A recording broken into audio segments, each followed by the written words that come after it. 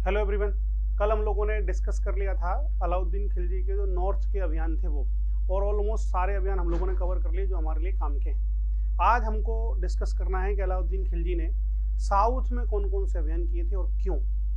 जब अलाउद्दीन खिलजी उत्तर में अभियान कर ही चुका है और इतना बड़ा साम्राज्य बना चुका है, तो उसको दक्षिण अभियान की जरूरत ही क्यों पड़ी, क्यों उसने दक्षिण के अभियान किए। कई सारे रीजंस, उसमें से एक रीजन है धन का लूटना। खूब सारा धन संपत्ति को अलाउद्दीन खिलजी लूटना चाहता था।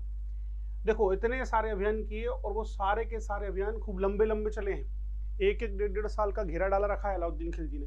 ये हुआ था। उससे क्या हुआ कि उस अलाउद्दीन खिलजी ने पैसा खर्च तो खूब किया है, लेकिन उसी रेशियो में उसको मिला नहीं। मतलब 100 रुपये इन्वेस्ट कर रहा है और 110 कमा रहा है, तो क्या ये कोई मतलब ऐसे पैसे कमाने का? तो उसको बहुत ज्यादा लाभ नहीं हुआ था उत्तर के अभियानों से, ज्यादा लंबे लंबे घेरे डालने की वजह से। दूसरा कारण था, दक्षिण की राजनीति जो थी वो एकीकृत नहीं थी। कमजोर शासन हुआ करता था दक्षिण में। कमजोर राजनीतिक स्थिति, इन दोनों को अगर मैं मिला दूं एक साथ, तो इसी को कहा जाता है सोने की चिड़िया। समझा रहा हूं कैसे। अगर आपके पास सोना है और आप चिड़िया हो, तो फिर आपको कोई भी पकड़ेगा और आपके पर काट देगा, क्योंकि चिड़िया जो है कई बार खुद को डिफेंड नहीं कर पाती है। लेकिन अगर आप सोने के बाज हो, तो फिर आपको कोई पंगे नहीं लेता है। इसका सबसे बड़ा एग्जाम्पल, जब दक्षिण के राज्य, अपन बात कर रहे हैं, जब दक्षिण के राज्यों में कोई दमदार शासक, जब चोल थे, राजेंद्र प्रथम चोल था, राज प्रथम चोल थे, उस टाइम पर उनको कोई खतरा नहीं था, क्योंकि एक एकीकृत व्यवस्था थी, मजबूत शासक थे, मजबूत सेना थी। लेकिन अब क्या हो गया है, बिखरे हुई राजनीतिक स्थिति है। तो जब भी ऐसा रहेगा, हमेशा ही, मतलब जब भी राजनीतिक स्थिति कमजोर रहेगी और उस राजा के पास पैसा रहेगा, उसका पैसा हमेशा लुटने की संभावना बन जाएगी। अगला आपको पता है कॉमन सा है, साम्राज्य का विस्तार करना। साम्राज्य विस्तार करना एक और कारण था, क्योंकि अलाउद्दीन खिलजी चाहता था मैं दूसरा सिकंदर बनूं। सिकंदर ए सानी की उपाधि दी थी उसने, और वो अपने साम्राज्य को खूब बड़ा करना चाहता था, विश्व को जीतना चाहता था। तो वो उसका अभियान का हिस्सा है, उसकी महत्वाकांक्षा है कि मैं दक्षिण भारत को भी जीतूं। एक और कारण हम लोग मान सकते हैं, अलाउद्दीन खिलजी ने 4,70,000 की बड़ी सेना बनाई है। अब ये सेना फालतू बैठी हुई है, उत्तर भारत को तो जीत चुके हैं, अब कहाँ जाएं लड़ने के लिए, तो क्यों ना दक्षिण भारत चलते हैं। तो जो सेना थी, उस सेना को कार्य क्षेत्र प्रदान करना था, कि जो भी सेना है उसको काम दे दो, उसको लड़ने को दे दो, ताकि हम उस सेना को एक जगह इन्वॉल्व करते रहें और लगातार जीतते रहें। अब अलाउद्दीन खिलजी ने इन सभी उद्देश्यों से अपने दक्षिण अभियान की योजना बनाई, लेकिन खुद जाना अवॉइड किया। खुद रोका दिल्ली में, और अपने सबसे भरोसेमंद कमांडर, जिसका नाम था मलिक काफूर, तो मलिक काफूर के नेतृत्व में उसने अभियान करना शुरू कर दिया। अब देखते हैं कि कौन कौन से अभियान अलाउद्दीन खिलजी ने किए। उससे पहले यह समझ लो कि उस टाइम पर भारत में, दक्षिण भारत में कौन कौन से राज्य बने हुए थे। पहला दक्षिण भारत में जो राज्य था सबसे करीब अलाउद्दीन के, वो था देवगिरी। और अलाउद्दीन इस देवगिरी का अभियान ऑलरेडी कर चुका था जब जलालुद्दीन खिलजी हुआ करता था तब।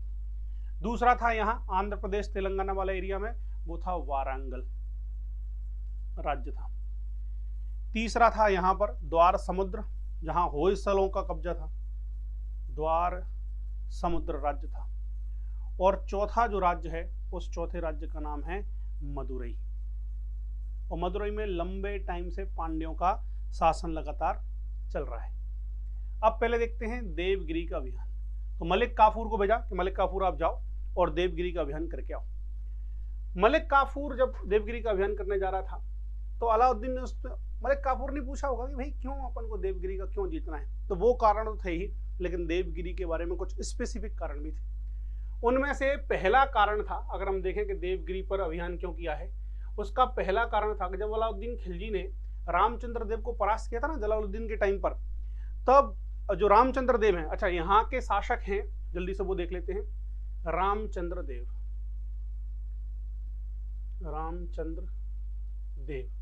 जो यादव वंश के शासक हैं, यादव वंशी रामचंद्र देव। इन्होंने क्या किया था, अलाउद्दीन खिलजी को टैक्स देना बंद कर दिया था। तो अलाउद्दीन खिलजी ने कहा ये तो मतलब मेरी तौहीन है, कोई मुझे टैक्स देना बंद कैसे कर सकता है, तो उसको ठिकाने लगा के आएंगे। दूसरा, मैंने आपको जब गुजरात का अभियान पढ़ाया था जो अलाउद्दीन खिलजी ने 1299 में किया है, उस अभियान के दौरान वहां का शासक था रायकर्ण बघेला। और अगर आपको याद हो, बहुत लंबी बात है, कल 24 घंटे पहले की बात है, तो कैसे याद रहेगी। अब अलाउद्दीन खिलजी ने जब गुजरात पे अभियान किया तो वहां का जो शासक था जिसका नाम था रायकर्ण बघेला, वो रायकर्ण बघेला कहाँ शरण लिया हुआ था? रायकर्ण बघेला भाई साहब यहाँ देवगिरी के रामचंद्र देव के यहाँ शरण लिए हुए थे और अपनी बेटी के साथ आए थे जिसका नाम था देवल रानी, उस बेटी का नाम था। तो अलाउद्दीन ने कहा कि भाई आप मेरे विद्रोहियों को शरण दे रहे हो, रायकर्ण बघेला को शरण दिए हो। तीसरा, रायकर्ण बघेला की जो पत्नी थी कमला देवी, उससे अलाउद्दीन ने शादी कर ली थी और अलाउद्दीन का कहना है कि मेरी पत्नी अपनी बेटी से मिलना चाहती है, मतलब कमला देवी जो है वो अपनी बेटी से मिलना देना चाहती है, लेकिन ये जो रामचंद्र देव थे उन्होंने इन दोनों डिमांड्स को रद्द कर दिया कि ना तो मैं रायकर्ण बघेला आपको सौंपूंगा और ना ही देवल रानी को कमला देवी से मिलने दूंगा। अलाउद्दीन ने कहा देखो ये बात ठीक नहीं है, अगर आप ऐसा करोगे तो फिर मैं कोई ना कोई कार्रवाई करूंगा। और अलाउद्दीन ने कार्रवाई की, मलिक काफूर को भेजा। मलिक काफूर गया, मलिक काफूर ने घेरा डाला। कुछ टाइम तक थोड़ा सा विरोध हुआ लेकिन फाइनली डिसीजन हो गया। डिसीजन क्या हुआ? रामचंद्र देव ने आत्मसमर्पण कर दिया और रामचंद्र देव को मलिक काफूर ने कैद करके भेज दिया दिल्ली। जब दिल्ली गए थे तो देवल रानी को भी साथ में भेज दिया था। और एक और जो व्यक्ति यहाँ हमारी फ्रेम में दिख रहा है वो है रायकर्ण बघेला। अब अलाउद्दीन खिलजी ने सबसे पहले तो इसको निपटाया, रायकर्ण बघेला की हत्या कर दी और देवल रानी का जो है विवाह अपने पुत्र से कर दिया और उस पुत्र का नाम था खिज्र खां। याद है चित्तौड़ का जो अभियान किया था 1303 में, तो उस टाइम पर चित्तौड़ के अभियान के टाइम पर वहां का नाम, चित्तौड़ का नाम क्या कर दिया था? चित्तौड़ का नाम कर दिया था खिजराबाद। अब देखते हैं ये वाला जो अभियान, यहाँ बैठा है दिल्ली में अलाउद्दीन खिलजी, यहाँ जो अभियान किया था वो किया था 1308 ईस्वी में। देखो मुख्य कारण तो है टैक्स न देना, लेकिन बनावटी कारण अलाउद्दीन खिलजी ने क्या गढ़ लिए हैं कि रायकर्ण बघेला को मुझे सौंपो, देवल रानी से उसकी मम्मी को मिलाओ, कमला देवी को मिलाओ। बाकी मुख्य कारण है टैक्स देना, क्योंकि अच्छा राजा वो है अगर आपको कोई टैक्स लगातार दे रहा है और आपकी अधीनता स्वीकार कर लिया है, आपका क्या ही लड़ाई होगी उससे। और वो ना टैक्स दे रहा है और अधीनता को भी अस्वीकार कर रहा है रामचंद्र देव, तो उससे हिसाब किताब करना तो जरूरी है। तो रायकर्ण बघेला की हत्या कर दी। जो देवल रानी थी उसका विवाह कर दिया अपने पुत्र खिज्र खां से। और अमीर खुसरो जो उसके कोर्ट पोएट हुआ करते थे, सूफी संत थे एक प्रकार के, अमीर खुसरो से कहा कि किताब लिखो, और अमीर खुसरो ने एक किताब लिखी इन दोनों की प्रेम कहानी पर। जब अमीर खुसरो से कहा कि इन दोनों की प्रेम कथा पर एक किताब लिखो, अमीर खुसरो ने कहा प्रेम कथा? देवल रानी को पकड़ा, अपने बेटे से विवाह करा दिया जबरदस्ती, तो कह रहे हो प्रेम कथा? फिर भी लिखी। आशिका उस किताब का नाम है। इसे दूसरा नाम देवल रानी खिज्र खां या देवल रानी खिज्र खानी नाम से भी इस किताब को जाना जाता है।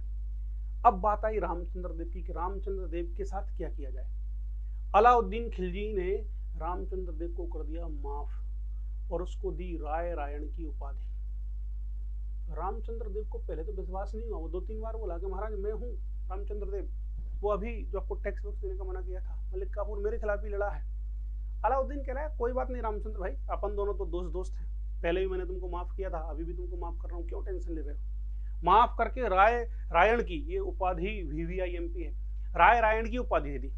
और राय रायण की उपाधि देने के बाद देवगिरी की सत्ता उसे वापस लौटा दी। ऐसा ही हमने देखा था प्राचीन भारत में जब समुद्रगुप्त अभियान कर रहा था।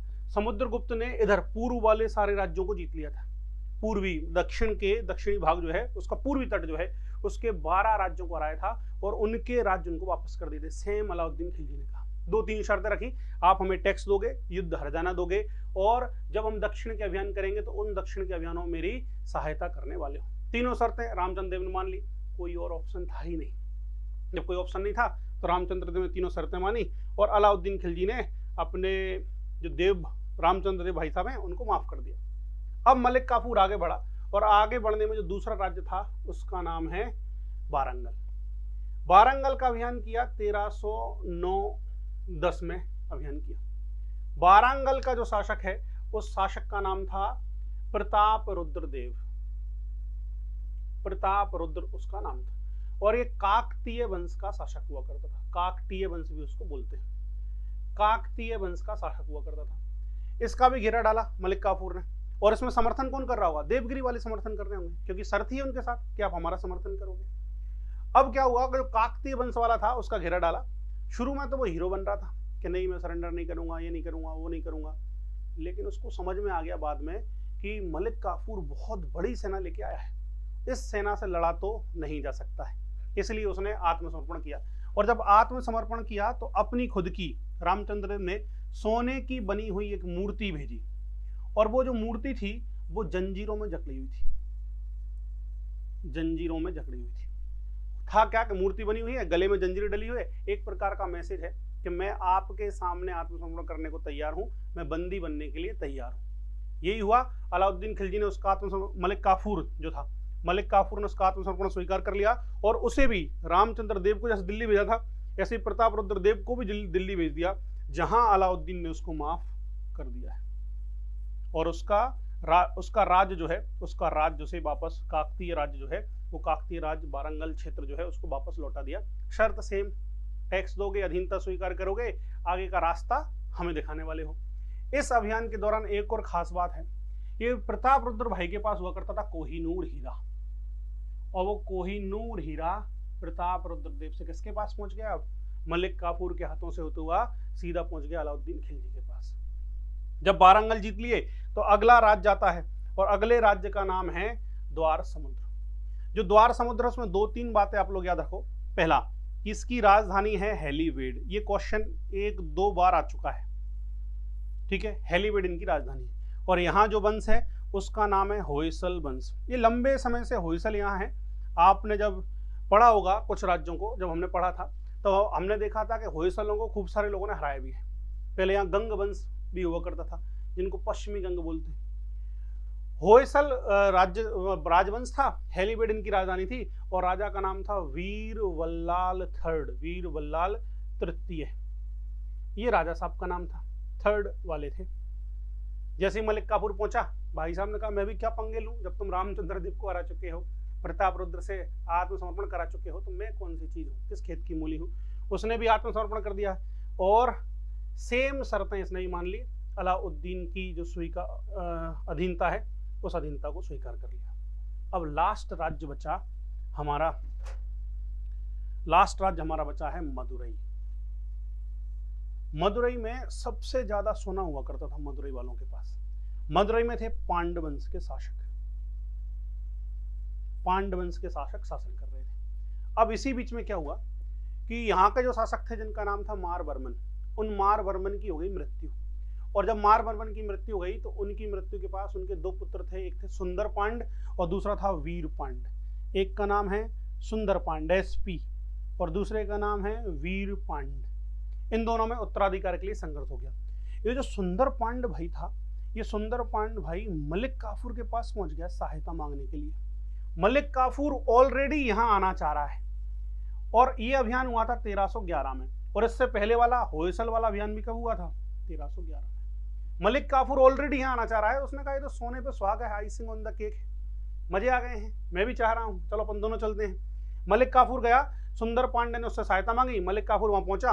वीर जो पांड था, वीर पांड ना लड़ा नहीं, कोई डायरेक्ट युद्ध लड़ा ही नहीं उसने, एक आध बार छुटपुट युद्ध करके वो भाग गया, और इसने डायरेक्ट कोई भी संघर्ष, प्रत्यक्ष कोई भी संघर्ष नहीं किया। और जब संघर्ष नहीं किया तो मलिक काफूर ने आसानी से बहुत सारा सोना, मतलब आसानी से जो सुंदर पांड था उस सुंदर पांड को बना दिया शासक, और सुंदर पांड से उसको खूब सारा धन सोना प्राप्त हुआ। अगर धन की दृष्टि से देखें, सोने की संपत्ति की दृष्टि से देखें, तो ये अलाउद्दीन खिलजी का सबसे सफल अभियान था जो मलिक काफूर के नेतृत्व में हुआ था, क्योंकि इससे ज्यादा सोना किसी अभियान में दक्षिण में प्राप्त नहीं हुआ है। सोना लेके मलिक काफूर निकल गए। जब निकल गए फिर याद आया, अरे यार बाकी तीनों से जो संधियां की थी वो संधि तो की नहीं। संधि क्या करनी थी कि आप टैक्स दोगे, युद्ध हरजाना दोगे और बाकी सब करोगे, क्योंकि यहाँ युद्ध विद्ध तो हुआ नहीं है, छोटी सी झड़प के साथ मदुरई मिल गई है और इतना सोना मिला है, कोई चिंता ही नहीं है।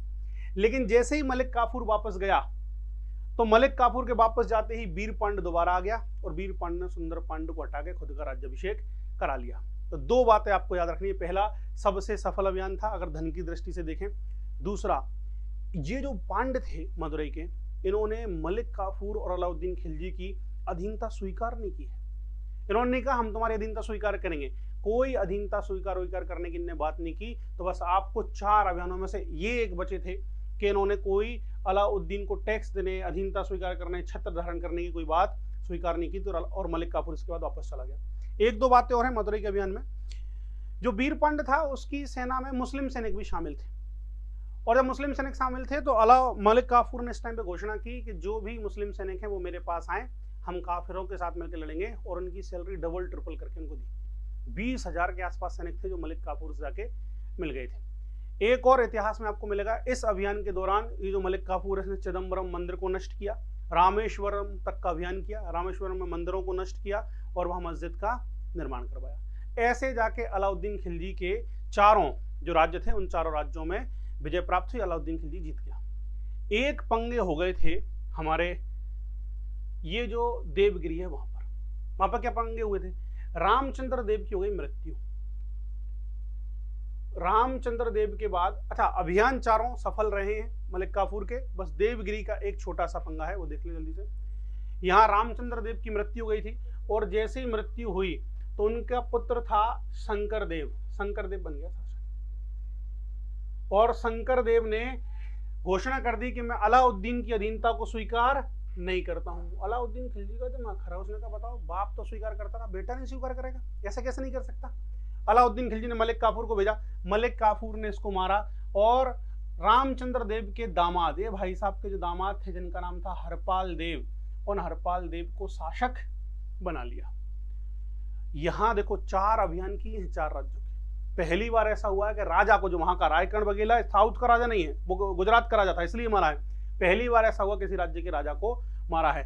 अलाउद्दीन खिलजी ने इनडायरेक्टली बता दिया है कि अगर मेरे खिलाफ विद्रोह किया तो मान के चलो मैं तुम सबको तबाह कर दूंगा। ये हश्य करूंगा जो शंकर देव का किया है। मैं विद्रोह उसका सामना नहीं करना चाहता, कोई भी मेरे खिलाफ विद्रोह ना करे, मेरी अधीनता स्वीकार कर ली तो अधीन बने रहो। इसलिए इस वाले विद्रोह में जो देवगिरी का द्वितीय अभियान था ये किया था 1312-13 में, और इसमें हरपाल देव को मार दिया था। तो देवगिरी के हो गए 2 अभियान, 1308, 1312-13। वारंगल का एक अभियान हुआ था 1309-10, इसके बाद हुआ द्वार समुद्र का 1311, और उसी सन में मदुरई का अभियान हुआ है। तो इस तरह अलाउद्दीन खिलजी ने उत्तर में हिमालय से लेके दक्षिण में कन्याकुमारी तक अपने साम्राज्य का प्रत्यक्ष अप्रत्यक्ष रूप से विस्तार कर लिया है। चलो एक बार इसको पीपीटी में देख लेते हैं, 1-2 पॉइंट में एक्स्ट्रा मिलेंगे, बाकी तो हमने समझ ही लिया है।